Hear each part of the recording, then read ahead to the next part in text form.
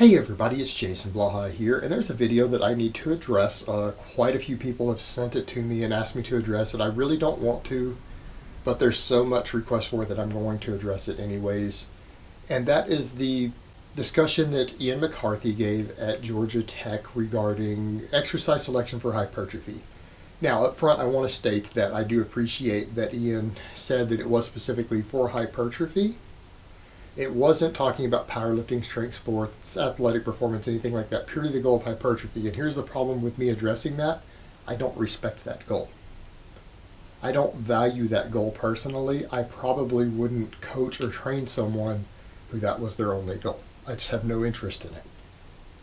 Not my area of interest. I'm not interested in competitive bodybuilding. I am interested in strength training, strength sports, strength that will carry over to real world scenarios, fitness, strength training. That's what I care about. And I respect people's right to have a goal that they want, any goal they want in life, no matter whether I approve of that goal or not. I'm just not interested in it. But let's address the goal at its merit. And I don't want to get into a formal debate with Ian over this because Ian is formally schooled in debate. That's what he studied at university. He is a philosophy major, which means that he has spent a lot of time with formal schooling in actual debate, which is about winning debates against people, not necessarily finding what's the truth of what actually happens in the real world. So I don't want to get into that with him, but let's just cover the basis of his long video. The premise of it, he essentially felt that most of us consider to be some of the most effective exercises for just putting overall mass and strength on your body. He doesn't feel that they're useful for it. He doesn't like the squat.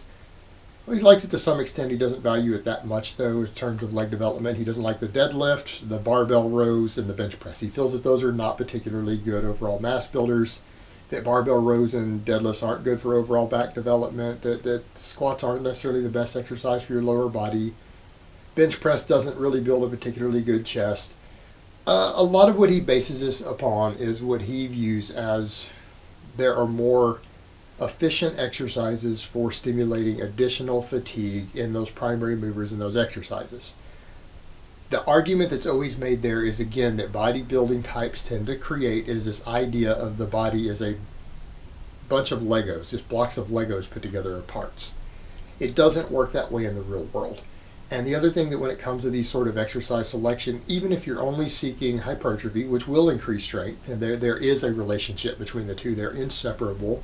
But what they forget is that when you're looking at what's going to stimulate the most metabolic fatigue or fatigue and direct fatigue inside that muscle that you're trying to build, they don't seem to realize that it's always the cumulative fatigue that matters. And just because one exercise might be slightly more efficient at it than another, it doesn't mean that with more volume and workload, or that even when those exercises are added to your routine, that they aren't contributing towards the stimulating the growth. And if you do enough volume, even with an exercise that isn't as good as another, towards hypertrophy, it will eventually reach that fatigue threshold that you're looking for, where it's going to cause very large amounts, if not near maximum hypertrophy, even if it's a less efficient exercise. And that's the point they always forget. And that's one of the reasons is that we see this time and time again. People who do these exercises have those developed body parts. We see tons of strength athletes who only do in different disciplines who have massively developed body parts there who do these. And it's because they do enough workload and volume to reach those. And that type of argument of what's the most efficient exercise, which is always the crux of these sort of debates, comes down to efficiency of what you can do with the least amount of volume. But nobody who trains for hypertrophy that I know, including Ian, trains for minimum volume. They never say, what's the minimum amount of volume I can get away with? They always do multiple sets.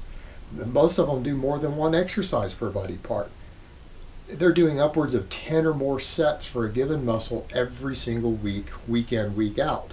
Well, when you're getting to that threshold, trying to find what's the most efficient doesn't matter, because even a less efficient exercise, when people are hitting those type of volumes, as long as the total tension and fatigue is sufficient, is going to stimulate a tremendous amount of growth in those muscles.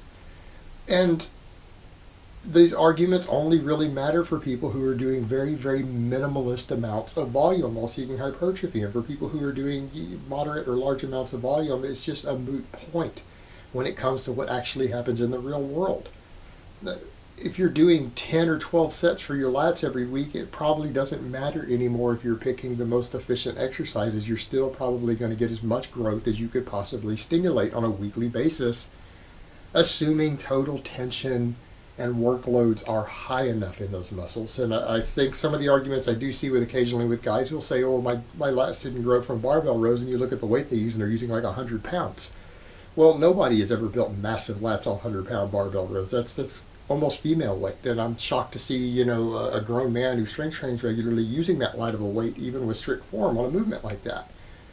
Just like you wouldn't expect people to develop massive biceps using 5-pound dumbbell curls. You probably want them to go to at least 20. So it's the same sort of situation you see there when people are failing to get those results on those big barbell exercises that do use heavy weights, that do incorporate a lot of muscle groups. It's generally that their total tension and their total workload just isn't high enough to get the results that they want because they never developed the amount of performance or effort that they should have put into them, is generally the case. And the people who do, even if these exercises are not the most efficient per rep or per set, they still end up putting the muscle mass on you due to the sheer amount of volumes and workloads that people tend to do anyways. So in the real world, a lot of these things don't matter, and we see over and over and over in the real world people who really do train hard and they do put the work in, that these exercises that are oftentimes argued that they don't work individual muscles as much as you might like, and that they spread the load over a large number of muscles, people still get tremendous development off of them if they put the work in. So these sort of arguments are really kind of a moot point as far as the way things work in the real world. And I'll just leave it at that. All right, guys, but that's really all I have to say on that today. I hope it has been informative, and I will talk to you guys next time.